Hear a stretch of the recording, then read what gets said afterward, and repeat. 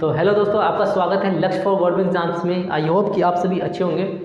और हम next part लेके चले आए हैं, यानी पॉलिटिकल साइंस का। हमने 2 पार्ट कंप्लीट कर लिए थे, ये हमारा तीसरा पार्ट है, जिसमें से हम पढ़ेंगे आज पढ़ेंगे भारत जो संविधान की प्रस्तावना है उसके बारे में जानेंगे। यहाँ टाइटल लिखा है, आई थिंक मुझे लाइट की वजह से आपको दिख नहीं रहा होगा, तो इसके बारे में बात करेंगे, ठीक है। और आपको जैसा कि पता है कि हम लोग पहले बेसिक कॉन्सेप्ट सीख लेते हैं इस टॉपिक से रिलेटेड, उसके बाद हम लोग इस पर प्रैक्टिस करते हैं। क्वेश्चन एग्जाम में आए होते हैं, ये सारे क्वेश्चन जो भी मैं प्रैक्टिस करता हूँ IAS में, ठीक है, UPSC में, BPS में, ये सारे एग्जामों में पूछे गए होते हैं, जो कि मैं लास्ट में प्रैक्टिस कराता हूँ। तो इसकी शुरुआत करते थे कि प्रस्तावना में आखिर है क्या। आपने कोई बुक देखा होगा, ठीक है, जो बुक देखा होगा तो उसमें एक विषय वस्तु होती है, उसको पढ़ने के बाद आपको पता चल जाता है कि अंदर पूरे, यानी कि बुक के अंदर है क्या, यानी कि पूरी जो बुक है, किताब है, उसके अंदर है क्या, मटेरियल ओवरऑल बुक के अंदर है क्या, यानी कि कैसे पता चल जाता है। आपके जो एक पेज में विषय वस्तु दे रखी होती है, ठीक है, उसको पढ़ने से। उसी तरह संविधान जो लिखा है उसका जो फ्रंट पेज है, ठीक है, उसे बोलते हैं संविधान की प्रस्तावना। तो इसमें सारी चीज़ें बातें, इसको पढ़ने से ना पूरा संविधान का सार पता चल जाता है कि आखिर अंदर का ओवरऑल संविधान में है क्या। बस इसको पढ़ने से आखिर इसके अंदर क्या बातें की गई हैं, ठीक है। यहाँ पे स्टार्टिंग ही संविधान की जो पहली लाइन होती है, हम भारत के लोग, यहाँ से स्टार्टिंग होती है। जो पहली लाइन शुरुआत में हम भारत के लोग हैं, ठीक है। तो देखिए स्टार्टिंग इसकी कहानी कहाँ से होती है वो हम लेके चलते हैं, फिर इसके बारे में भी आएंगे इसके ऊपर। देखिए ये कहानी स्टार्ट होती है आपकी 13 दिसंबर 1946 से, ठीक है। कब? 13 दिसंबर 1946, जब नेहरू जी ने, जवाहरलाल नेहरू ने, जो केंद्रीय, यानी कि कौन सी संविधान सभा थी, ठीक है, जब संविधान निर्माण हो रहा था, केंद्रीय संविधान सभा थी, इसमें जब संविधान निर्माण हो रहा था वहाँ पे इन्होंने एक उद्देश्य प्रस्ताव लेके गए। कौन सा? ठीक है, उद्देश्य प्रस्ताव इन्होंने कहाँ लेके गए? इस केंद्रीय सभा में लेके गए, ठीक है। कौन? पंडित जवाहरलाल नेहरू। डेट याद रखिएगा, कौन सी डेट है? 13 दिसंबर 1946, ठीक है। ये जो उद्देश्य प्रस्ताव वही था कि सब यही प्रस्तावना ही थी, ठीक है, यानी उद्देशिका ही थी, जिसको ये 13 दिसंबर 1946 को संविधान सभा के सामने जवाहरलाल नेहरू लेके गए, ठीक है। इसी को जाके संविधान में आगे चल के इसको प्रस्तावना बना दिया गया।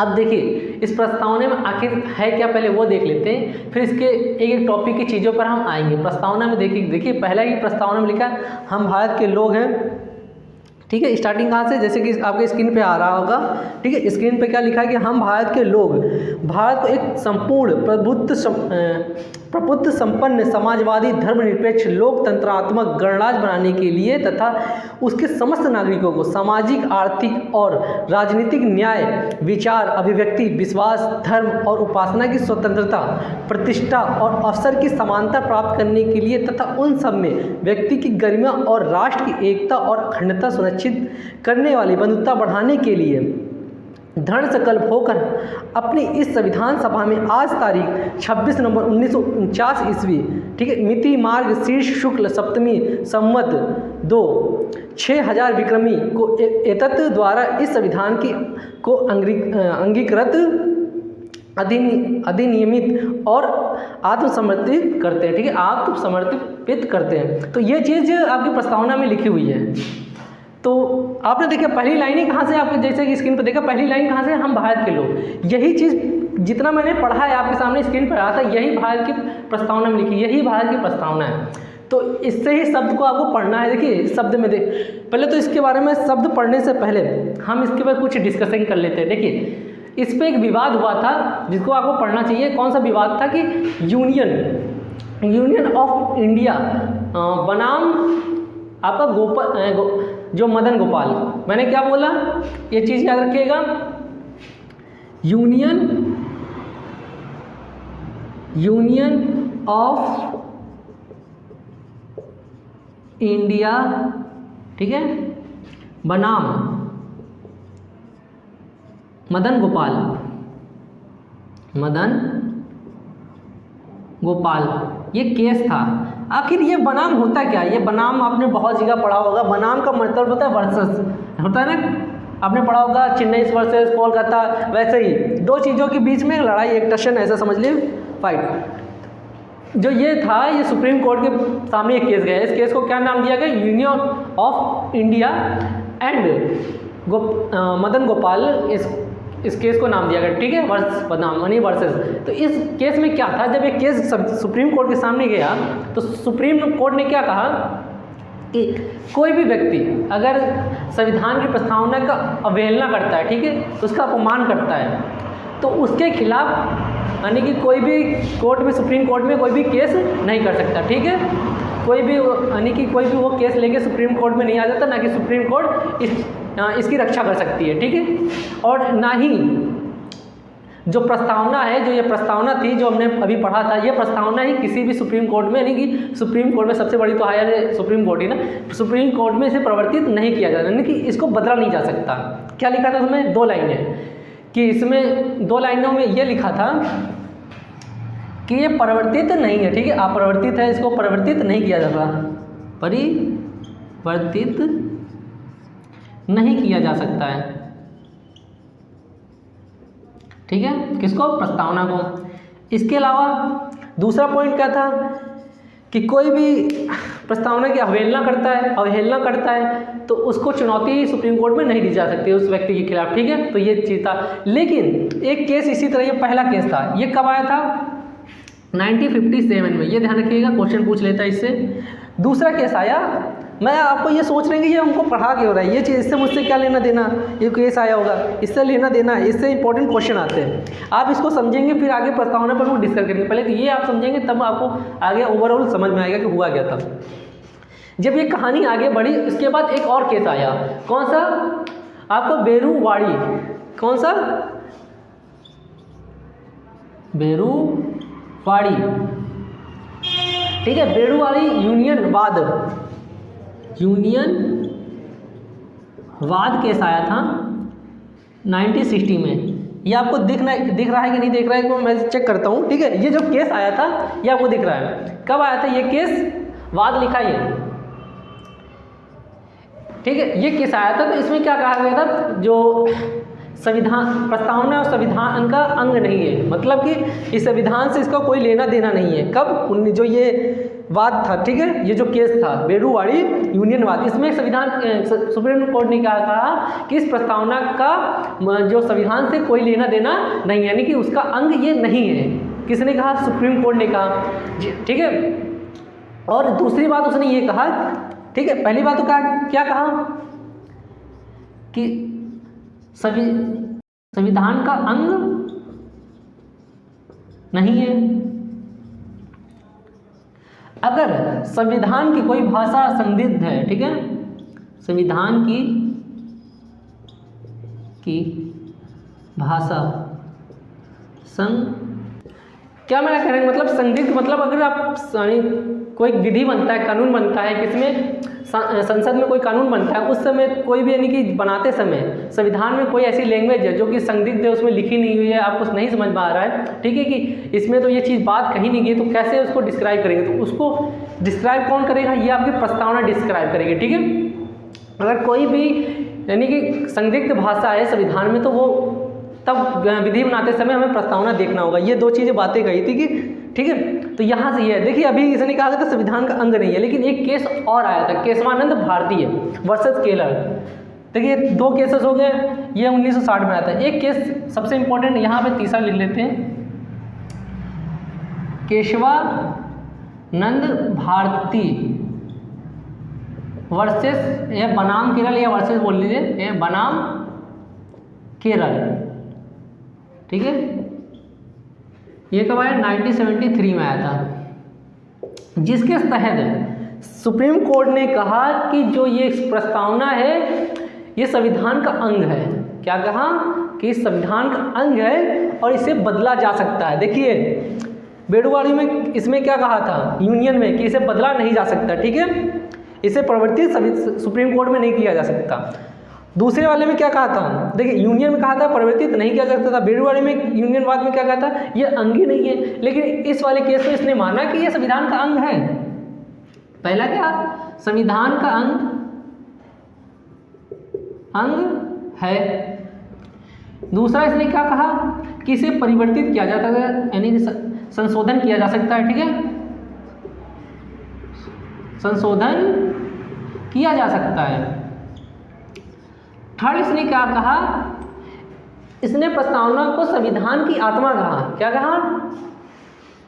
संविधान की आत्मा कहा। किसने कहा? सुप्रीम कोर्ट ने, कि आत्मा, कि ये आत्मा है किसकी? संविधान की आत्मा है। कौन? प्रस्तावना। ठीक है, ये देखिए पहले में कहा, क्या कहा था? इसे परिवर्तित नहीं किया जा सकता। ठीक है, दूसरे में कहा यह अंग ही नहीं है, लेकिन जब तीसरा केस आया तो उसने कहा कि संविधान का अंग है, इसे परिवर्तित किया जा सकता है। ठीक है, और इसे संविधान की आत्मा या मूल ढांचा कह दिया। लेकिन एक बात कहे, जब ये संविधान संशोधन किया जाए, परिवर्तित किया जा सकता है, ठीक है किया जा सकता है, कोई दिक्कत नहीं, लेकिन नकारात्मक इसमें परिवर्तन नहीं होगा। परिवर्तन तभी होगा, सकारात्मक परिवर्तन होगा, जिससे इस प्रस्तावना में संविधान को देश, ठीक है, क्या होगा कि इसके यानी विस्तार होगा और देश का मजबूतीकरण होगा। ठीक है, इस प्रस्तावना को और मजबूतीकरण होगा, इस दिशा में परिवर्तन होगा, ना कि इससे नेगेटिव परिवर्तन होगा। ये चीज़ें किसमें कहा था? देखिए आर्टिकल 137, ठीक है, आर्टिकल 137 के तहत, ठीक है, सुप्रीम कोर्ट भी अपना फैसला बदल सकती है। ये कहा गया अगर सुप्रीम कोर्ट ने कोई भी फैसला दिया है और चाहे तो आर्टिकल 137, ठीक है, 137 के तहत वो अपना खुद का फैसला भी बदल सकती है। ये आर्टिकल ध्यान रखिएगा, कौन? Supreme court. ठीक है, तो इसी के तहत ये आगे चीज़ें बढ़ी। अब यहाँ पे क्या होता है, जैसे कि हमने पढ़ लिया, ठीक है, अब आगे देखिए, आगे बढ़े, तो आगे बढ़ने पर देखिए अब यहाँ पे ये चीज़ें नोट कर लीजिए। ये तो रही अब स्टोरी के आगे था क्या। ठीक है, यहीं पे जो भीमराव अम्बेडकर जी थे, बाबा भीमराव अम्बेडकर, इन्होंने क्या कहा? प्रस्तावना को इस संविधान की कुंजी कह डाला। क्या कहा? कि संविधान की कुंजी है। कौन? जैसा कि मैंने बताया, बाबा BR, ठीक है, राव अम्बेडकर, ठीक है, BR अम्बेडकर लिख देते हैं, ठीक है। अम्बेडकर ने क्या कहा? संविधान की कुंजी कहा, संविधान की कुंजी कहा, ठीक है, कुंजी का, जिस तरह कुंजी का हम मतलब जिस तरह की आपको पता है कि ताले की कुंजी होती है, मेन क्या होती है? चाबी होती है, ठीक है, ताले खोलने के लिए, उसी तरह संविधान का जो आप प्रस्तावना है वो मेन है। इससे पूरा ओवरऑल आपको संविधान का पता चल जाएगा। BR अम्बेडकर ने ये पूछता है कई बार क्वेश्चन में, संविधान की कुंजी किसने कहा, ठीक है, कई बार नॉर्मल एग्जामों में पूछ लेता है। इसके अलावा अब देखिए संविधान ने कह दिया केशवानंद भारती के तहत, ठीक है, जो केस था बनाम केरल के तहत कि इसे परिवर्तित किया जा सकता है। तो उसके 3 साल बाद 1946 में 1976 में, ठीक है, 1976 में 42वां, कौन सा? 42वां संविधान संशोधन हुआ। ठीक है, किसमें? 1976 में 42वां संविधान संशोधन, जिसमें 3 वर्ड नए जोड़े गए हैं। क्या क्या जोड़े गए? कौन कौन से थे? समाजवादी, कौन सा? ठीक है, समाजवादी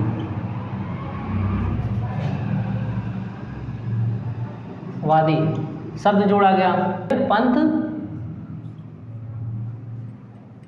पंथ निरपेक्ष, ठीक है, ये शब्द जोड़ा गया। धर्मनिरपेक्ष,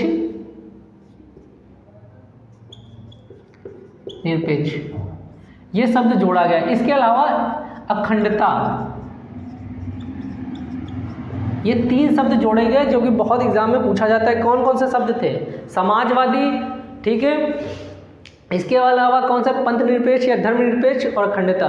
पंथ निरपेक्ष तो धर्मनिरपेक्ष का मतलब क्या है? भारत का कोई धर्म नहीं है, ठीक है, भारत का कोई, यानी भारत ना हिंदू कंट्री है, ना मुस्लिम कंट्री है, ना कोई अल्पसंख्यक कंट्री, कोई भी कंट्री है, भारत का कोई अपना खुद का धर्म नहीं है, ठीक है। ये नहीं कि भारत इंडिया किसी धर्म का सपोर्ट करता है, जैसे कि इस्लामिक कंट्री इस्लाम को सपोर्ट करते हैं, तो भारत धर्मनिरपेक्ष का मतलब ये होता है कि किसी भी धर्म को सपोर्ट ना करना। इसलिए ये शब्द जोड़ा गया, क्योंकि भारत क्या है? सेकुलर है। सेकुलर शब्द किसको कहते हैं? जिसका कोई भी धर्म नहीं हो, जिसके देश का, इसलिए सेकुलर शब्द इंग्लिश में कहते हैं, हिंदी में क्या है? धर्म, पंथ निरपेक्ष या धर्मनिरपेक्ष, दोनों शब्द एक ही है, तो कंफ्यूज नहीं होना, कहीं कहीं आ जाता है। तो ये शब्द जोड़ा गया है, ठीक है।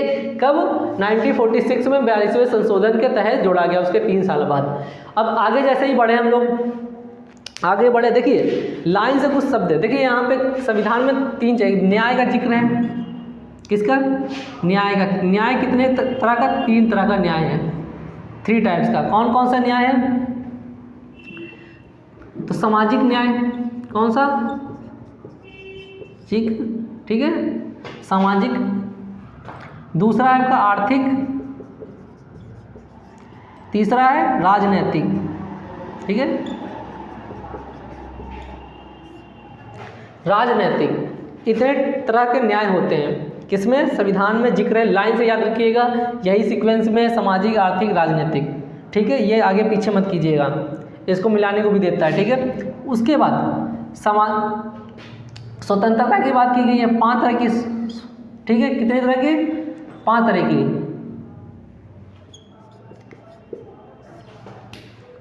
पांच तरह की स्वतंत्रता की बात की गई है। कौन कौन से, देखिए, पहला है आपके अभिव्यक्ति की, तो देखिए 5 तरह की स्वतंत्रता की बात की गई है, जिसमें से पहला है आपका विचार। कौन सा, पहला विचार है, ये ध्यान रखिए, पहला विचार, दूसरा अभिव्यक्ति, तीसरा विश्वास, चौथा धर्म, पांचवा उपासना। इन 5 तरह की स्वतंत्रता की बात की गई, लाइन से याद रखिएगा, ये भी लाइन से सीक्वेंस में, पहला विचार, अभिव्यक्ति, विश्वास, धर्म, उपासना। इन 5 तरह की स्वतंत्रता की बात की गई किसमें, प्रस्तावना में। इसके अलावा और भी बात की गई है समानता की, इसकी समानता की बात की गई है। कितने तरह की समानता, 2 तरह की, प्रतिष्ठा, ठीक है, अवसर। अब सबका मतलब समझ लें, देखिए सामाजिक, आर्थिक, इसको समझ लिए, विचार, कि कोई भी व्यक्ति हिंदुस्तान का, भारत का नागरिक हो, उसके अपने विचार हो सकते हैं। ठीक है, उसका अपना अलग मत हो सकता है, तो कोई उसको विवश नहीं कर सकता कि वो अपने विचार चेंज करे। अभिव्यक्ति की स्वतंत्रता, यानी उसका विचार मतलब उसके स्वतंत्र है, बोलने के लिए पूरी तरह से स्वतंत्र है, अभिव्यक्ति की स्वतंत्रता। व्यक्ति पूरी तरह से स्वतंत्र है भारत में। ठीक है, वो कुछ भी कर सकता है, कुछ भी, यानी कि पढ़ सुन सकता है, कहीं भी घूम सकता है, कोई भी काम कर सकता है, अभिव्यक्ति की स्वतंत्रता। वो किसी चीज़ में भी विश्वास कर सकता है, उसकी स्वतंत्रता है, किसी भी धर्म को मान सकता है, और किसी भी धर्म की उपासना कर सकता है, उसको स्वतंत्र है। ये 5 तरह की स्वतंत्रता की बात की गई है। न्याय की, सामाजिक, आर्थिक और राजनीतिक, उसके अलावा समानता, प्रतिष्ठा, यानी कि सबको समान प्रतिष्ठा मिलेगी। गरीब आदमी है उसको भी समान प्रतिष्ठा मिलेगी, अमीर, यानी सबके लिए एक समान प्रतिष्ठा है। और अवसर मतलब सबको काम मिलेगा, अवसर यानी सबको एक अवसर मिलेगा। ठीक है, सभी को अवसर की समानता मिली, ये नहीं कि केवल अमीरों को अवसर मिल रहा है, गरीबों को नहीं। तो ये बात की गई है किसमें, समानता में, यानी सबको समानता का अवसर मिलेगा। तो इतने सब, ये सब सीक्वेंस याद रखिए। अभी जब क्वेश्चन सॉल्व करेंगे इसी सीक्वेंस में आएगा। ठीक है, मिलान करने को आएगा कि इस सीक्वेंस में इसको अरेंज कीजिए, ये सब पूछा जाता है। तो ये चीज़ें आपको ध्यान रखनी है। इसके अलावा कुछ और चीज़ें आपको लिखना है कि हमारा संविधान जो है दुनिया का सबसे बड़ा लिखित संविधान है। कौन सा, दुनिया का सबसे बड़ा संविधान और लिखित संविधान है। ठीक है, लंबा या लिखित संविधान के लिए दुनिया का सबसे बड़ा, ये लिखित संविधान लिखित होना चाहिए। ये चीज़ कहाँ से ली गई है, ठीक है, कि संविधान को लिखित में, क्योंकि इंग्लैंड का संविधान जो है ना लिखित नहीं है, इतना ध्यान रखिएगा। तो लिखित शब्द लिया गया फ्रांस से, कि भारत का, ठीक है, संविधान लिखित होना चाहिए। कहाँ से लिया गया है, फ्रांस से लिया गया है कि संविधान क्या होना चाहिए, लिखित होना चाहिए। ठीक है,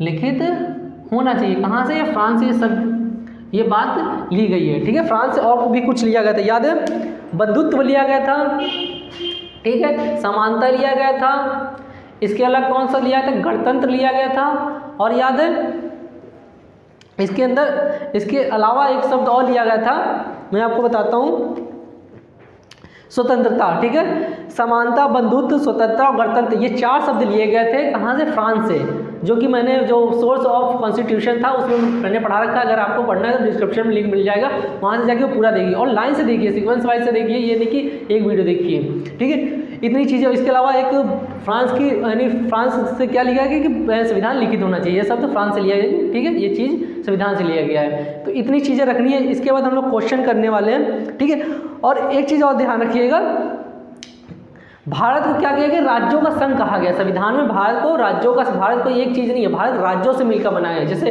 यूएसए आप पढ़ते हैं ना, यूएसए, यूएई, यानी कि राज्यों से मिलकर बना हुआ है। यूएसए क्या, यूनाइटेड स्टेट अमेरिका, यानी कि जो अमेरिका है जो यानी कि बहुत सारे स्टेटों से मिलके यूनाइट होके मिला। वैसे ही भारत का है राज्यों का संघ है, ठीक है। भारत भी कई राज्यों से मिलके बना हुआ एक संघ बना हुआ है। तो ये संघीय शब्द का कहीं भी संविधान में यानी कि जिक्र नहीं, प्रस्तावना में कहीं भी संघीय शब्द का जिक्र नहीं है संविधान में। ये याद आपको ये शब्द ध्यान होना चाहिए।